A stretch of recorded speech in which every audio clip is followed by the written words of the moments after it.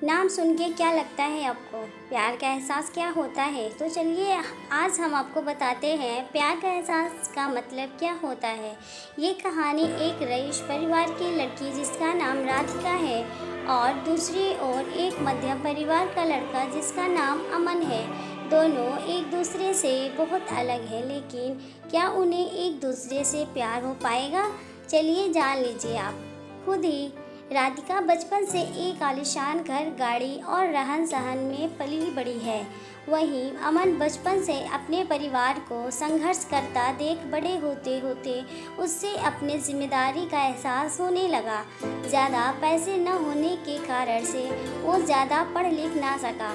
वहीं दूसरी ओर सब कुछ होने के बाद भी राधिका को पढ़ने लिखने का मन न होने के कारण पढ़ ना सके। वक्त के साथ साथ दोनों बड़े हुए, अपने अपने रहन सहन से। एक और अमन एक छोटी से कार कंपनी में काम करने लगा। वहीं दूसरी ओर राधिका अपनी ज़िंदगी घूमने मस्ती में बिताने लगी। एक दिन आया जब दोनों का एक दूसरे से सामना हुआ। वो कुछ इस तरह हुआ कि एक दिन अमन एक कार को टेस्टिंग करने निकला था। वहीं राधिका अपने दोस्तों के साथ कार में घूमने निकली थी। थोड़ी दूर जाके राधिका की गाड़ी खराब हो गई और उसी वक्त अमन ने देखा कि कोई वहां लिफ्ट मांगते हाथ दिखा रहा है। अमन गाड़ी साइड में कर उतर के राधिका की ओर गया। फिर क्या राधिका उससे देख पूछने लगी, क्या आप हमें थोड़ी दूर तक छोड़ सकते हैं? अमन उसकी बातों को सुन के चुपचाप गाड़ी की ओर गया और गाड़ी चेक करने लगा। ये देख राधिका को अच्छा नहीं लगा कि वो किसी से पूछ रही है और अमन जवाब नहीं दे रहा है। अमन कुछ देर बाद बिना किसी से कुछ कहे चले जाता है। ये देख राधिका को कुछ समझ नहीं आया। तभी पीछे से आवाज़ आते हुए, राधिका, गाड़ी चालू हो गई है, अंदर आ जाओ।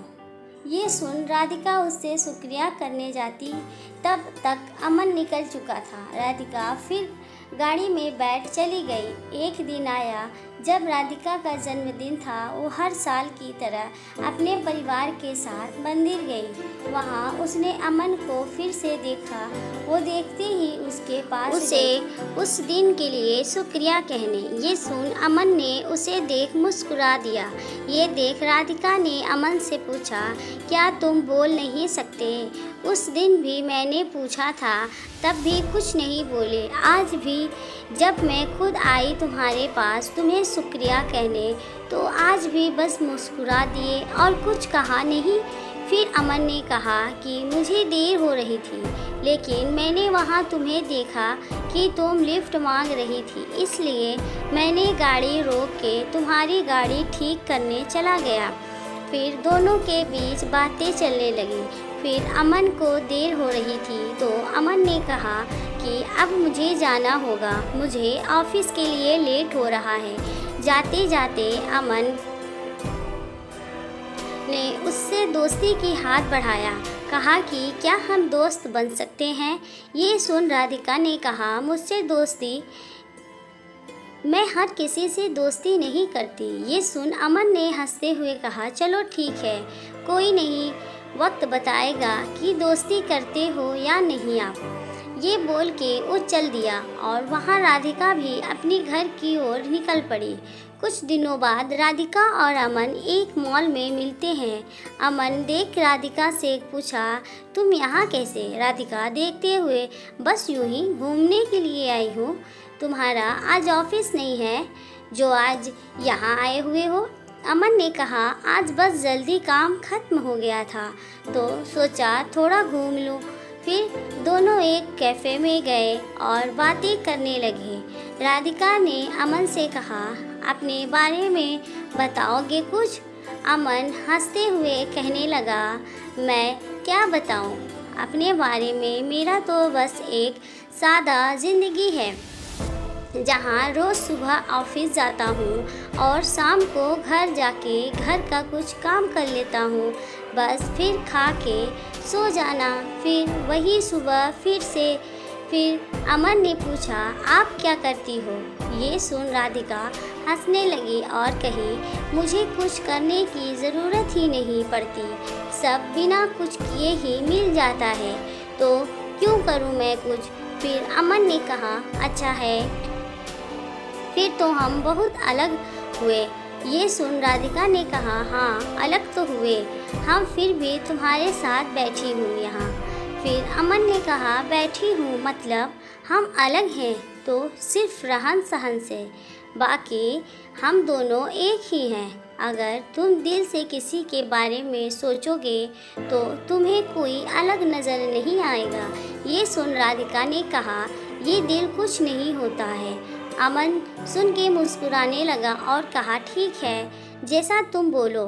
फिर हर कुछ दिनों में दोनों मिलते रहते, बातें करते और अपने घर चले जाते। धीरे धीरे दोनों में बातें बढ़ने लगी और दोनों रोज़ मिलने लगे।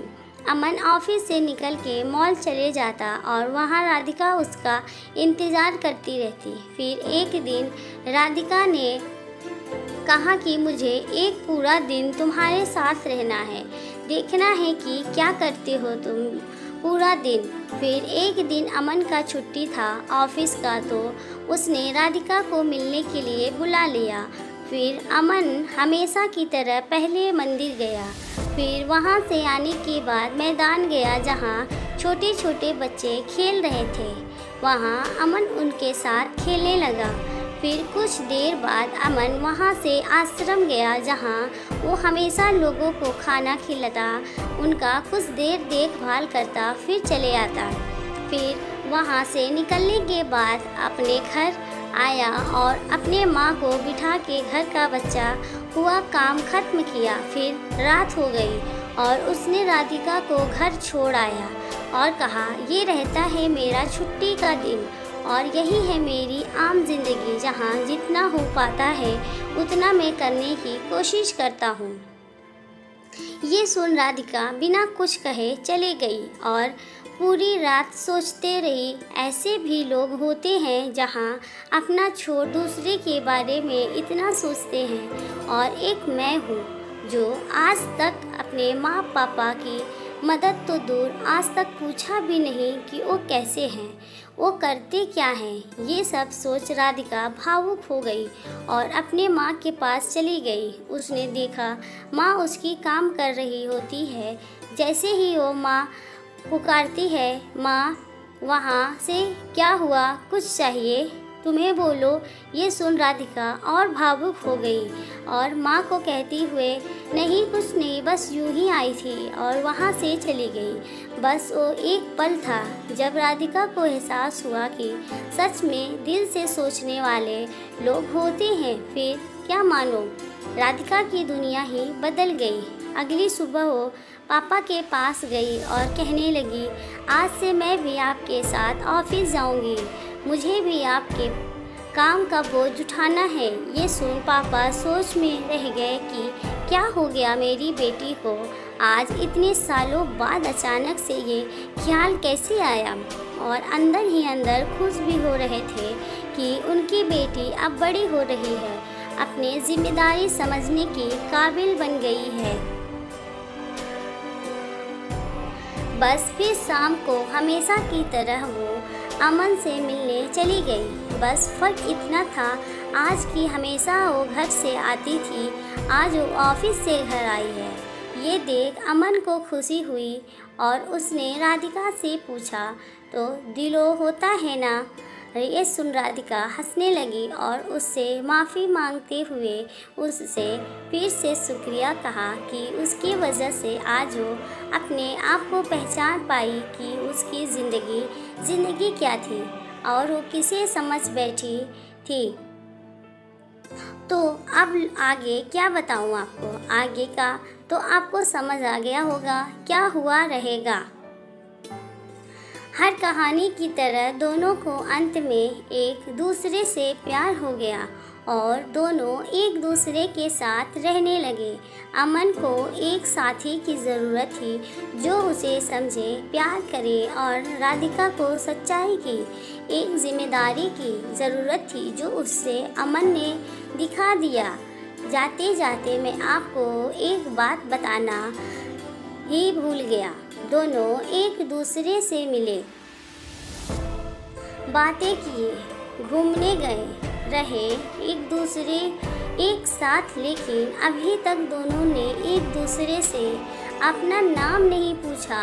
ना अमन ने कभी पूछा कि आपका नाम क्या है और ना ही राधिका ने अमन से कभी पूछा उसका नाम क्या है। तो इस कहानी का अर्थ यही था कि किसी की पहचान जानना या पूछना ज़रूरी नहीं, ज़रूरी बस यह है कि आप बिना जाने कितना उस पर यकीन करते हो और उसकी मदद करते हो। राधिका एक ऐसी लड़की थी जिसे हमेशा से घूमना, मस्ती करना ये सब में अच्छा लगता और अमन एक ऐसा लड़का था जिसे हमेशा से उसकी जिम्मेदारी उसे पकड़ी रहती।